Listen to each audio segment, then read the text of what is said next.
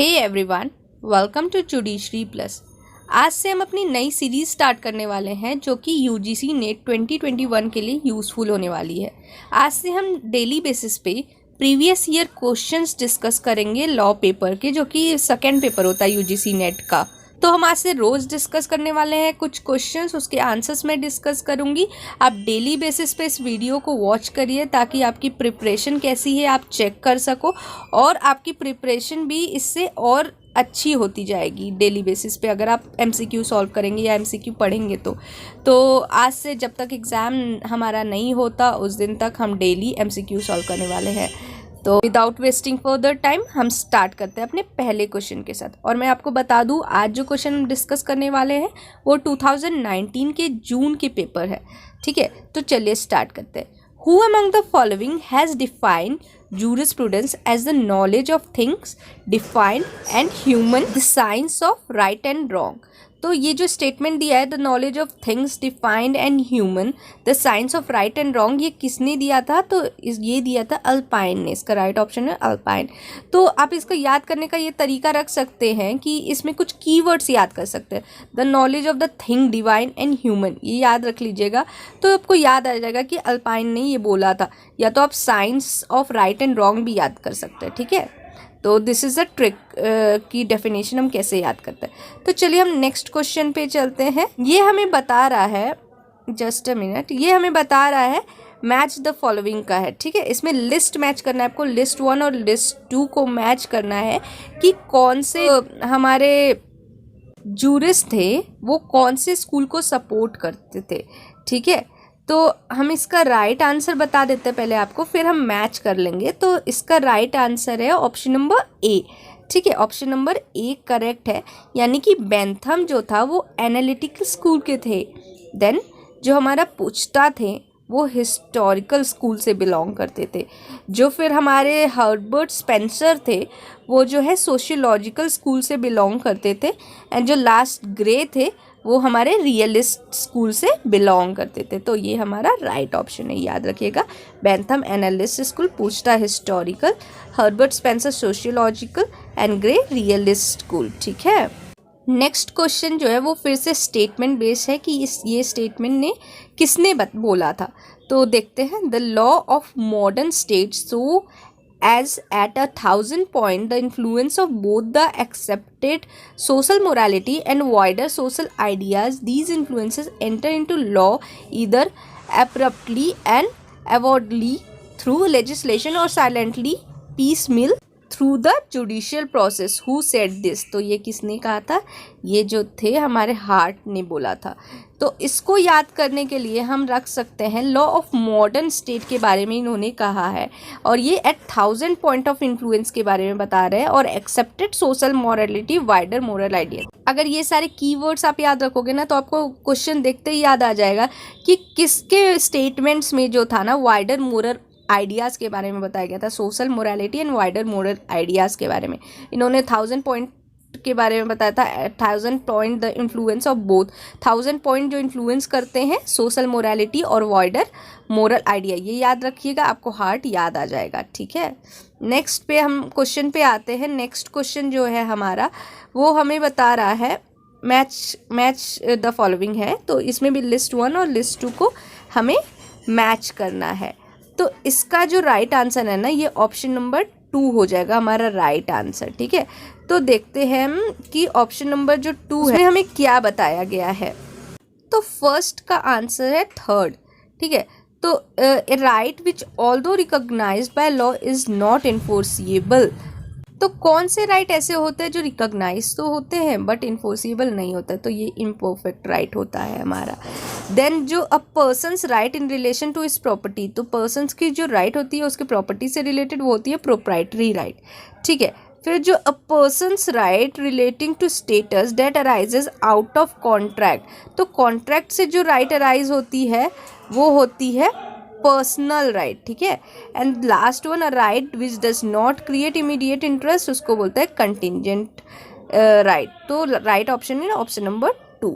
Next question पे हम चलते हैं। नेक्स्ट क्वेश्चन हमें बता रहा है a legal person is any subject matter other then a human being to which law attribute personality is the statement of, ये भी स्टेटमेंट बेस्ड क्वेश्चन है, और ये किसने दिया है ये स्टेटमेंट कि कोई लीगल पर्सन जो होता है वो is any subject matter other than human being to which जो एट्रीब्यूट करता है पर्सनैलिटी। ठीक है, तो ये किसका स्टेटमेंट है? तो ये जो हमारा स्टेटमेंट ये सैलमंड का है। ठीक है, तो इसमें याद रखिएगा लीगल पर्सन जो जिसको लॉ एट्रीब्यूट करता है पर्सनैलिटी, ये किसने बोला था? सैलमंड ने बोला था। ठीक है, नेक्स्ट क्वेश्चन पे हम चलते हैं।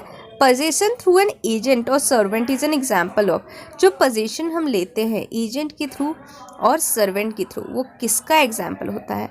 वो एग्जाम्पल होता है मीडिएट पोजेशन का।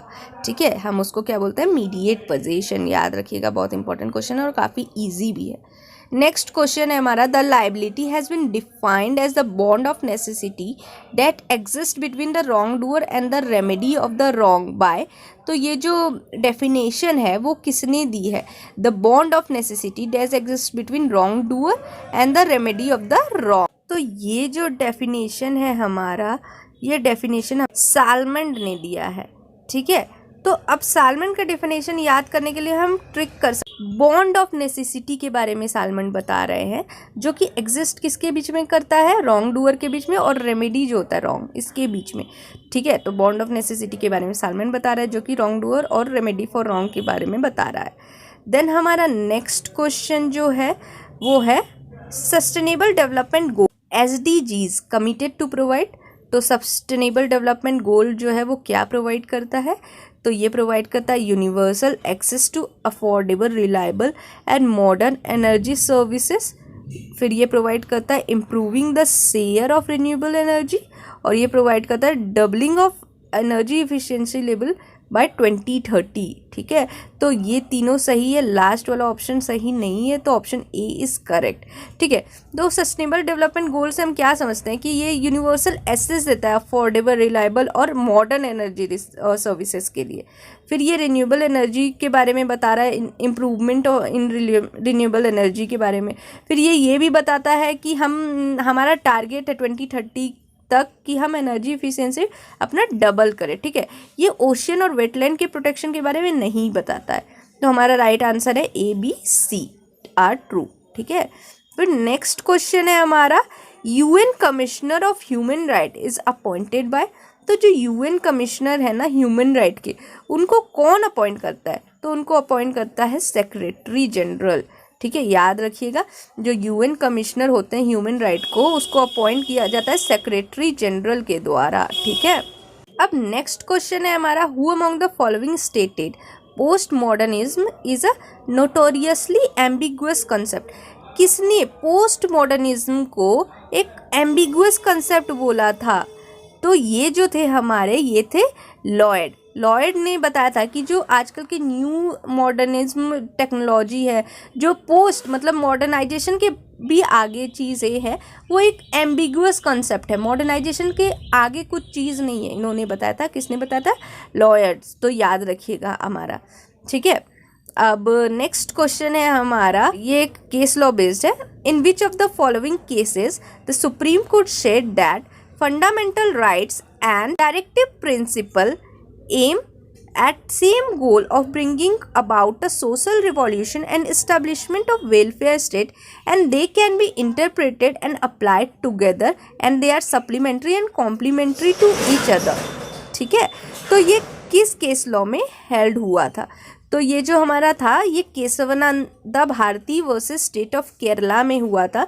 इस केस में हमें सुप्रीम कोर्ट ने ऑब्जर्व किया था कि फंडामेंटल राइट्स और डायरेक्टिव प्रिंसिपल जो है ना, इन दोनों का सेम गोल है, ताकि वो क्या करे? सोशल रिवॉल्यूशन लाए। ठीक है, और वेलफेयर स्टेट को इस्टेब्लिश करे।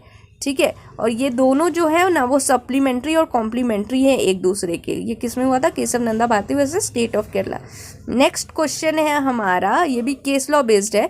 इन which of the following case Supreme Court said that the governor can not exercise his power of suspension of sentence under article 213 of the constitution of India for the period when the Supreme Court is seized of the case? The order of the governor could only operate until the matter becomes sub judice in the Supreme Court, and it becomes so on the filing of the petition for special leave to appeal। तो ये किस case में हुआ था? ये KM Nanavati versus state of Bombay में held हुआ था। ठीक है, ये क्या बता रहा है कि सुप्रीम कोर्ट ने ऑब्जर्व किया था कि जो गवर्नर है ना वो एक्सरसाइज नहीं कर सकते हैं पावर ऑफ सस्पेंशन। 213 आर्टिकल जो है कॉन्स्टिट्यूशन ऑफ इंडिया के अंदर, उसमें वो सस्पेंशन का पावर एक्सरसाइज नहीं कर सकते हैं। और क्या बोल रहा है, कब नहीं कर सकते हैं? जब सुप्रीम कोर्ट ने ना सीज कर लिया है केस, तब जो है गवर्नर अपना पावर सस्पेंशन का एक्सरसाइज नहीं कर सकता है। 213 के अंदर ऑर्डिनेंस मेकिंग पावर होते हैं गवर्नर के पास, तो उसमें जब सुप्रीम कोर्ट ने सीज कर लिया तो फिर उसके पास सस्पेंशन का पावर नहीं रह जाता है। और जो भी गवर्नर का ऑर्डर है ना वो ऑपरेट तभी हो सकता है जब तक मैटर सब्जुडाइज नहीं हो गया हो सुप्रीम कोर्ट में। ठीक है, राइट आंसर है वो है KM Nanavati versus state of Bombay. Next question है हमारा, विच ऑफ द फॉलोइंग स्टेटमेंट और स्टेटमेंट्स इज और आर करेक्ट। ठीक है, तो हम स्टेटमेंट देखते हैं कौन से सही है और कौन से हमारे गलत है। फर्स्ट स्टेटमेंट है, if the other house does not pass an ordinary bill and more than 6 months have been pass, the president may summon a joint session of both the houses. ठीक है, तो this statement is absolutely correct कि अगर ordinary bill जो है पास नहीं हो जाता है और 6 महीने पास हो जाते हैं तो जो है प्रेसिडेंट वो जॉइंट सेशन कॉल कर सकता है। नेक्स्ट स्टेटमेंट है, at the joint session of 2 house, a new amendment can be proposed in the bill with the permission of the presiding officer, that is speaker of the Lok Sabha। तो this is not correct क्योंकि new amendment हम जो है propose नहीं कर सकते bill में। Joint session के दौरान कोई भी न्यू अमेंडमेंट प्रपोज नहीं कर सकते। देन थर्ड ऑप्शन हमारा है, the lower house has exclusive power of money bill. ये सही आंसर है क्योंकि लोकसभा के पास ही एक्सक्लूसिव पावर होता है मनी बिल के रिगार्डिंग। देन हमारा डी ऑप्शन है, money bill and financial bill can only be introduce in Lok Sabha with the prior permission और रिकमेंडेशन ऑफ प्रेसिडेंट। तो this is also right option, हमें प्रायर परमिशन लेना होता है प्रेसिडेंट से लोकसभा में इंट्रोड्यूस करने से पहले मनी बिल और फाइनेंशियल बिल। तो हमारा जो ये तीनों ऑप्शन है A, C and D, this is correct but B is not correct. तो हमारा राइट ऑप्शन हो जाएगा ऑप्शन नंबर 3। ठीक है, A, C and D। Next question पे चलते हैं। ये जो क्वेश्चन है हमारा ये भी मैच द फॉलोइंग है। तो इसमें जो है इसमें हमें बताना है कि कौन से केस में कौन से प्रोविजंस जो है वो लेट डाउन हुए थे। ठीक है, तो पहला जो हमारा प्रोविजन था, अपॉइंटमेंट ऑफ जजेस ऑफ सुप्रीम कोर्ट, ये जो था हमारा, ये supreme court advocate on record association versus union of India में हेल्ड हुआ था। ये बताया गया था अपॉइंटमेंट ऑफ जजेस ऑफ सुप्रीम कोर्ट के बारे में। ठीक है, supreme court advocate on record association versus union of India. Then जो हमारा सेकेंड स्टेट प्रोविजन है, jurisdiction of supreme court as a court of record, ये किस में हुआ था? इन रे विनय चांदर मिश्रा के केस में हुआ था। Jurisdiction of supreme court as a court of record, ये बताया गया था कि सुप्रीम कोर्ट का जो जुरिस्डिक्शन है वो एज कोर्ट ऑफ रिकॉर्ड के लिए काम करता है, किसमें? विनय चांदर मिश्रा के केस में। ठीक है, देन नेक्स्ट जो प्रोविजन है, original jurisdiction of supreme court, ये किस में बताया गया था? सुप्रीम कोर्ट के ओरिजिनल जुरिस्डिक्शन के बारे में, ये state of Karnataka versus union of India में बताया गया था। जो फिर लास्ट हमारा है provision, the power of supreme court to withdraw and transfer cases, ये AR Antulay versus RS Nayak में बताया गया था। तो हमारा जो राइट आंसर है, A का 2 है, B का 1 है, C का 4 है एंड D का 3 है। तो राइट करेक्ट ऑप्शन जो है हमारा वो हमारा हो जाएगा ऑप्शन नंबर A। ठीक है, चलिए नेक्स्ट क्वेश्चन पे चलते हैं। विच ऑफ द फॉलोइंग स्टेटमेंट और स्टेटमेंट आर नॉट करेक्ट, तो कौन सा करेक्ट नहीं है? ठीक है, ये हमें देखना है कि कौन सा करेक्ट स्टेटमेंट नहीं है। तो जो है स्टेटमेंट हम देख लेते हैं एक बार। जो the declaration of national emergency on the ground of armed rebellion was inserted by the constitution 42nd amendment. ठीक है, तो ये दिस इज रॉन्ग स्टेटमेंट क्योंकि ये 44th अमेंडमेंट में हुआ था। ठीक है, फिर नेक्स्ट स्टेटमेंट है, president shall not issue a proclamation under article 352 clause 1 unless the decision of the union cabinet, prime minister और his council of minister is communicated to him in writing. तो this is absolutely right option.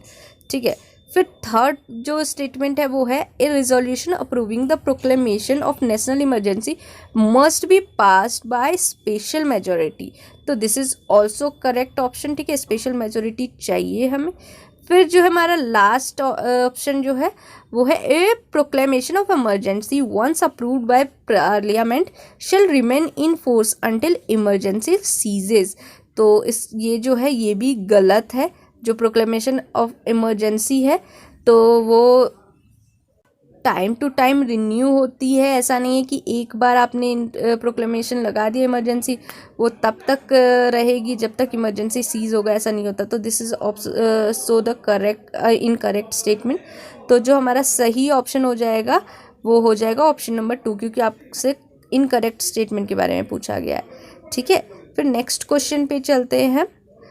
इसमें हमें बता रहा है which of the following provision of the Indian constitution have been extended to Jammu and Kashmir state by presidential order.